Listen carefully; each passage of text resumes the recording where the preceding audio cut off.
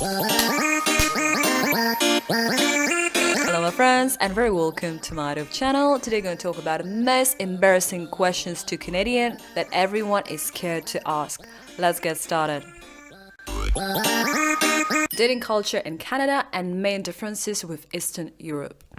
In Canada, everyone there is pretty much gay. They got like the biggest gay community in the world. That's not a bad thing unless you're a single straight dude. What I found with Canadian chicks, they'll want to talk to you for 6 months before actually meeting up, or they're really, really flaky. And the other thing with Canadians, like they're very outdoorsy. So in the winter, they love hitting the mountains. In the summer, it's beautiful. They've got all the lakes, they've got lots of hikes, they've got lots of beaches. As for Eastern Europe, yeah, it's a whole different ballgame here. The girls are a lot more friendly, a lot more open, a lot more willing to meet. In Lithuania particularly, everyone does have a bit more of a hard shell, but after more than 2 minutes of a conversation in a bar, a restaurant, anywhere, they open up so much quickly. So you have a chat and then you just, it works all the time.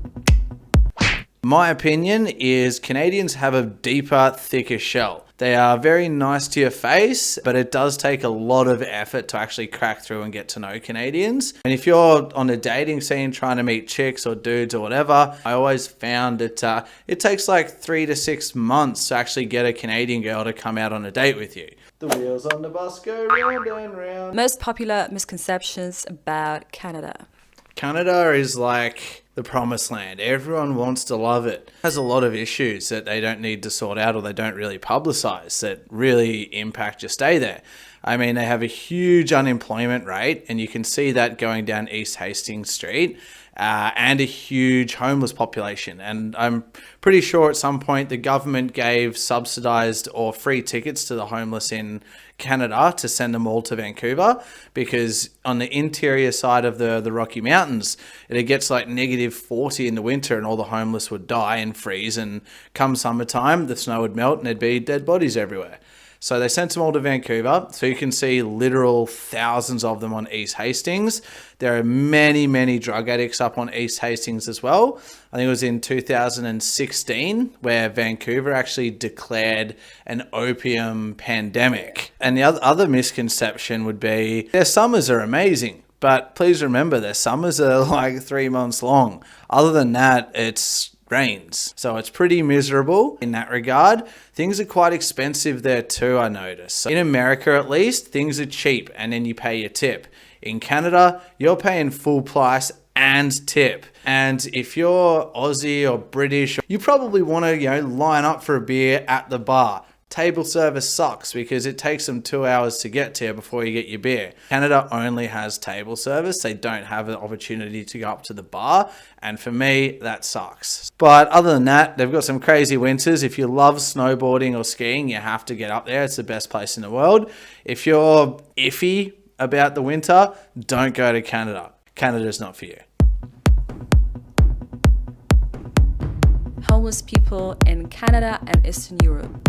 Are they alike? No, I'd say they're very different, especially in North America or in Canada per se. There is a lot of homeless people, which is very sad. And the problem with that is you can go down East Hastings Street, which does actually touch on Granville Street, the main party district in Vancouver City, and there is literal thousands. Like, I'm talking like 10,000 homeless people along that street. It's ridiculous. They run the shop down there.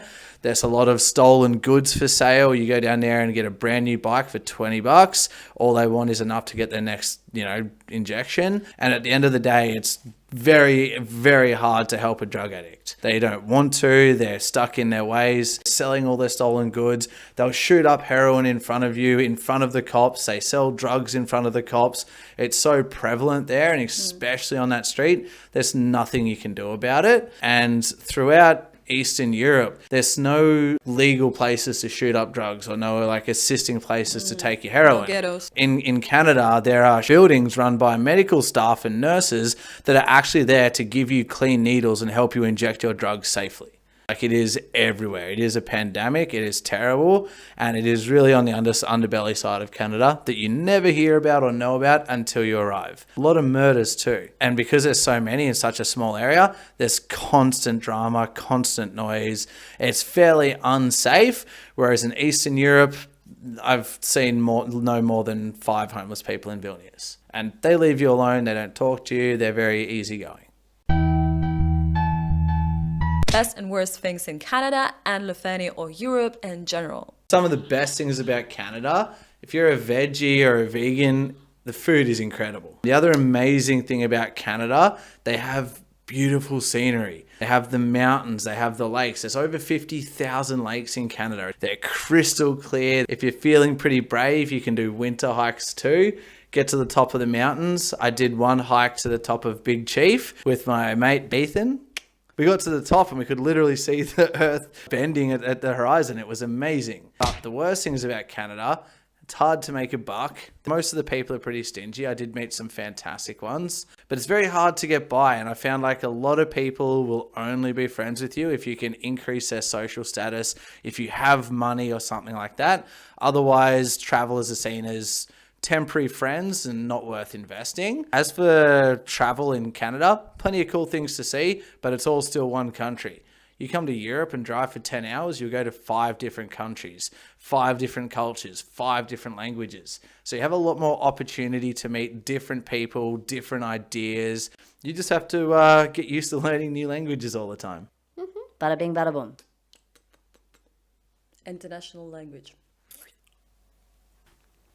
What is considered to be rude in Canada and absolutely normal in Europe and opposite? Canada, they also love their pleasantries. Please, thank you, you're welcome.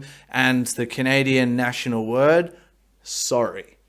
People will apologize there for anything. They are super over polite. Whereas here in Eastern Europe, they will crash in front of you. They won't move over on the walkways. They won't say thank you. They won't say please. They will ask their order and that's it. Whereas in Canada, it's all sugar around the edges.